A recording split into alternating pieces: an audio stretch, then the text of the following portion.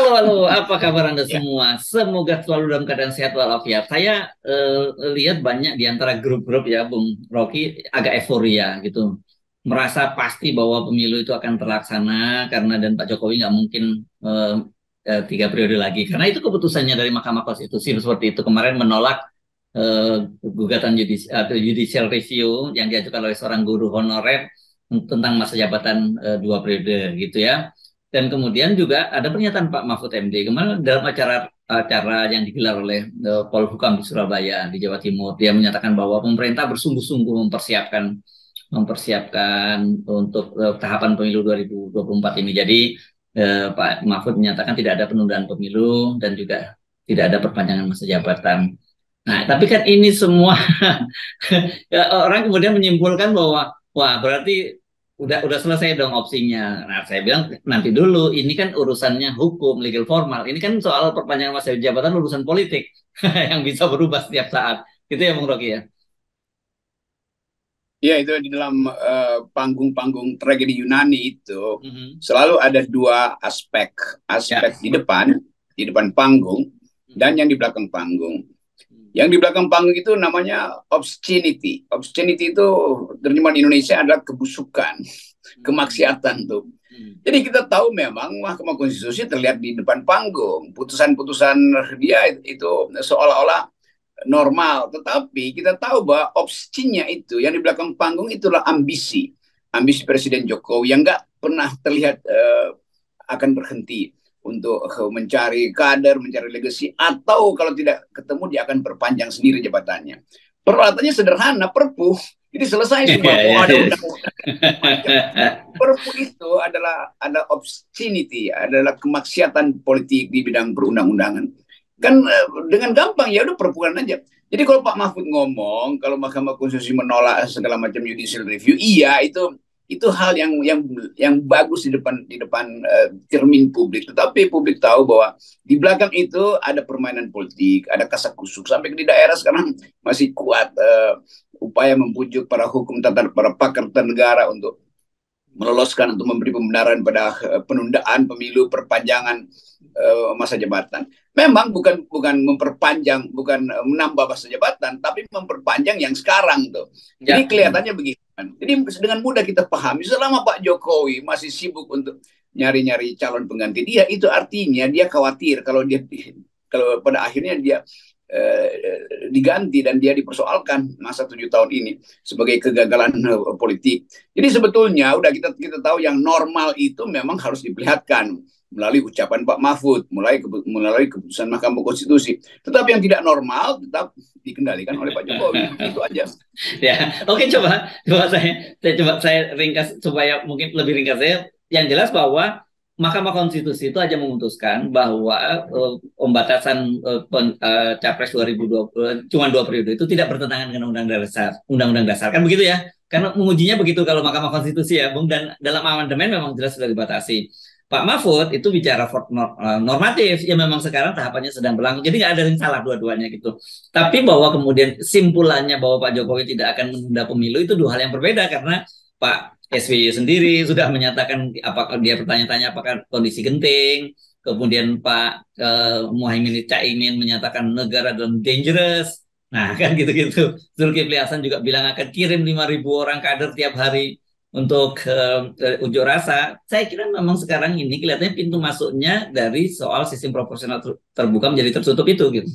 Dan itu juga Mahkamah Ya, Konstitusi juga yang punya kerjaan juga loh gitu ya. panggung kita tadi selain ada dua di depan sama di belakang, juga ada dua penonton. Ya. Penonton di depan panggung dan penonton di bawah panggung yang ngintip Nah, lewat celah-celah yang tahu apa yang terjadi siapa tuh di yang di bawah belakang. panggung itu? Di bawah panggung kan biasanya begitu tuh. Jadi penontonnya sendiri nggak terlihat, tapi mereka tahu apa yang sedang berlangsung di belakang panggung tuh. Pak SBY tentu punya informasi dari bawah panggung. Caimin punya informasi dari bawah panggung. Semua punya informasi dan mereka itu yang berupaya untuk tukar menukar informasi. Itu informasi tentang kejahatan. Kan prinsipnya semakin lama ada wacana untuk sebut aja menghindari persaingan politik real, karena kita lihat misalnya calonnya Anies masih ditunda-tunda, capresnya siapa, wapresnya siapa, itu bermain terus di situ kan. Itu artinya ada semacam upaya istana untuk mengganggu tuh. Partai yang udah fix akhirnya mulai berbalik, PKS akhirnya mendua juga tuh, entah PKS formal atau PKS NTB macam-macam tuh. Di dalam Nasdem juga mendua tuh. Satu-satunya yang menuntut kepastian adalah Demokrat yang mengatakan kampungan semua sini. Ya kampungannya kalian juga ada di situ kan.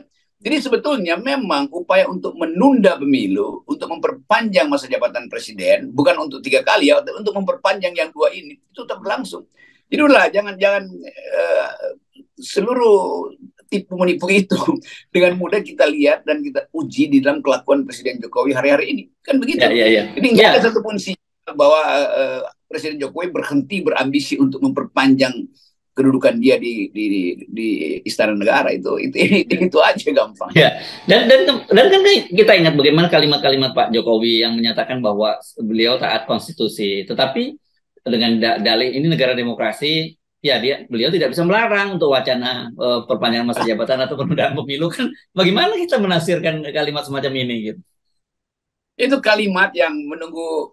Ini kan kalimat Pak Jokowi selalu menunggu semacam ya pujian lah atau pembenaran tuh. Jadi setiap kali Jokowi ngomong, dia ngomong bukan sebagai negarawan, bahkan bukan sebagai presiden, dia ngomong sebagai aktor politik. Itu yang mesti kita pahami itu. Aktor politik nggak mungkin taat pada konstitusi. Aktor politik nggak mungkin berpikir normatif. Dia pasti berpikir spekulatif tuh. Dan ini yang dilakukan Pak Jokowi. Jadi tubuh Pak Jokowi itu ada tubuh presiden yang secara resmi dipilih oleh rakyat, ada tubuh negarawan yang seharusnya diperlihatkan di ujung masa pemerintahnya, tapi yang dia perlihatkan adalah gerak-gerik tubuh politiknya tuh, yang cemas kalau dia nggak punya pewaris, yang cemas kalau dia nggak punya grip untuk mengatur pemilu ke depan. Jadi kita lihat sebetulnya ada persiapan untuk sebut aja mencurangi pemilu, entah dalam bentuk apapun. Yang paling berbahaya kalau rakyat terpukau dengan keterangan Mahfud, keterangan Ketua Mahkamah Konstitusi, lalu menganggap bahwa oh ini akan normal-normal aja. Enggak, tetap kecurigaan itu di hari-hari ini adalah hal yang paling kita butuhkan. Curiga.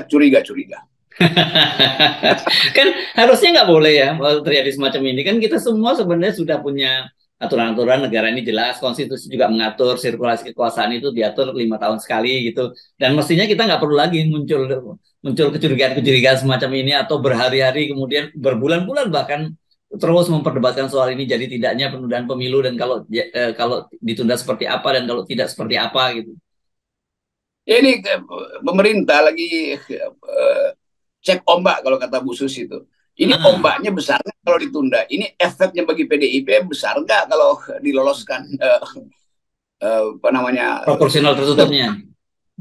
Walaupun itu proposal PDIP, tapi kemudian akan membahayakan PDIP ya pada akhirnya karena itu akan membuat keributan. 8 partai yang menolak pasti akan bermusuhan dengan PDIP, lalu terjadi kekacauan. Lalu Jokowi keluarin Perpu. Kalau begitu kita hitung ulang deh apa namanya visibility study dari pemilu ini, maka dia tunda 2 tahun misalnya tuh. Jadi PDIP nggak punya kesempatan untuk menghasilkan atau mencari kadernya sendiri sambil menunggu bisikan dari langit. Tetapi sekali lagi ini rakyat yang ada di dalam keadaan ketidakpastian. Ini bangsa yang ada di dalam kecompang-campingan ekonomi. Ini adalah negeri yang sekarang sedang disorot dunia karena kasus pajak yang kemewahan yang dipamerkan oleh Sri Mulyani dan aparatnya itu. Jadi kelihatannya kekacauan ini akan diolah terus supaya ada ledakan sosial dan itu akan jadi alasan untuk penundaan pemilu. Jadi sekali lagi kita tetap curiga karena hanya kecurigaan yang mampu untuk mewaraskan kita lagi. Iya ya. Tapi saya sendiri juga ragu, Bung Rocky, partai-partai pendukung pemerintah gitu ya. Tetap mereka juga menolak gitu kalau ditunda pemilu. Kok saya yakin mereka juga setuju-setuju aja, apalagi partai-partai yang terancam tidak lolos parliamentary threshold gitu kan, jauh lebih menguntungkan mempertahankan status quo itu sambil ngatur strategi baru lagi kan gitu. Ya itu tipuan tuh ada di mana-mana. Kalau ada yang bilang dangerous, iya dangerous di ucapan, tetapi kalian anggap itu sebagai luxurious. Jadi sebetulnya menunda itu adalah kemewahan bagi mereka, bukan bahaya tuh. Karena dia punya waktu untuk ngaruk APBN lagi, ambil sisa-sisa proyek yang belum selesai, Dan lebih dari itu mempersiapkan ya kecurangan, atau ya gampang aja gitu. Semua ini dalam upaya untuk mempersiapkan kecurangan tuh. Jadi istana mau curang, partai-partai ini mau curang, dan anggota partai di tingkat 2, tingkat 1 juga itu setiap kali kalau saya kasih ceramah mereka merasa ditunda aja deh Pak. Kenapa? Yang 600 juta belum balik di kita tuh. Jadi kira-kira rata-rata ngeluarin 600 juta tuh kan. Jadi betul-betul masuk dalam pragmatisme, dan ini pasti soal-soal semacam ini diketahui oleh istana tuh, maka istana mainkan kartu itu tuh. Oke, siapa yang nggak mau ditunda berarti nggak dapat 600 juta untuk gratisan beberapa bulan gaji tanpa harus ikut pemilu tuh. Demikian juga fasilitas yang diberikan oleh Jokowi kepada kepala-kepala daerah yang nggak dipilih itu, yang diangkat langsung. Itu mereka akan jadi PLT di daerah ini, akan jadi petugas BLT. Itu dipersiapkan untuk membujuk rakyat. Jadi masif sekali perencanaan itu. Dan itu nggak ada gunanya kalau Mahkamah Konstitusi ngomong atau bahkan Pak Mahfud ngomong. Kita tahu lah apa yang dikendaki oleh Pak Mahfud, tapi dia nggak mungkin ucapkan itu. Maka dia akan bicara hal-hal yang normatif. Sementara bosnya itu lakukan abnormal. Ya, itu kan kalau 600 juta tadi mungkin yang maksud Anda itu apa? Tingkat 1 atau tingkat 2 itu? DPRD tingkat 1 atau tingkat 2, Bung Rocky? Tingkat 1 ya? Tingkat 2. Oh, tingkat 2. Kalau tingkat 1 lebih besar tuh. Ya. Oh iya, apalagi DPR RI. Ya, DPR itu bisa 5 sampai 10 miliar itu untuk keluar untuk mempertahankan. Jadi kalau sekarang dikasih gratis pasti mereka mikir tenang-tenang saja. Apalagi kan kita tahu jejak digitalnya pada bulan Februari tahun 2022 kan ada 3 partai yang justru menyuarakan penundaan pemilu itu. Dalam hal itu Caimin juga masuk di situ, Zulkifli Hasan masuk di situ, Airlangga Hartarto juga masuk di situ kan gitu. Jadi saya kira apa dasarnya kemudian tiba-tiba mereka akan menentang? Saya kira kok tidak gitu ya. Iya betul, itu konsistensi itu yang kita lagi curiga sebetulnya. Jadi semua ucapan pejabat publik maupun petinggi partai itu adalah omong kosong sebetulnya. Kan mereka adalah penikmat utama dari proses penundaan ini. Siapapun yang menganggap bahwa penundaan ini berbahaya, itu sebetulnya sebaliknya tuh. Jadi dia ucapin dulu di depan supaya nanti gue udah bilang berbahaya tapi gue nggak punya kekuatan nih, jadi gue terima aja nih. Jadi itu intinya begitu kan. Jadi penipuan, dia menipu rakyat sambil menipu moral dia sendiri. Jadi ucapan Pak Mahfud dan keputusan Mahkamah Konstitusi ini belum bisa membuat kita lega, apalagi berleha-leha gitu, percaya bahwa pemilu akan berlangsung ya, Bung Rocky ya? Enggak lah, itu di belakang itu peralatan untuk menunda pemilu banyak betul. Kemampuan Pak Jokowi untuk keluarin sprindik macam-macam dengan partai putih gitu beredar terus tuh. Seluruh aparat istana itu dikerahkan sampai ke kampus-kampus daerah untuk bicara soal ini kok. Jadi saya dapat banyak laporan itu karena setiap kali saya tiba di daerah itu pasti langsung ada laporan tuh. Oh, dia ini baru nyampe tadi malam.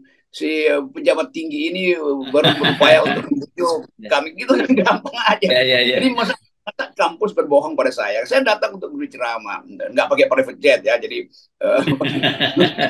pasti mereka tahu bahwa FNN itu jujur dalam menganalisis. Kira-kira itu aja gampang. Ya, selain kampus-kampus kan datang mereka juga ketemu tokoh-tokoh adat, ketemu raja-raja. Kita tahu kok itu ada lingkaran istana yang melakukan langkah-langkah itu kan, Bung Rocky ya. Ada yang cerita kan gitu. Oh si ini datang ke sini, oh si ini ke sini gitu.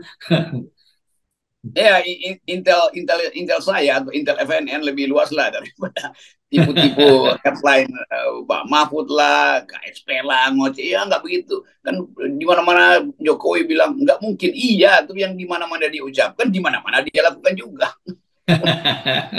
Oke, saya kira tetap waspada ya.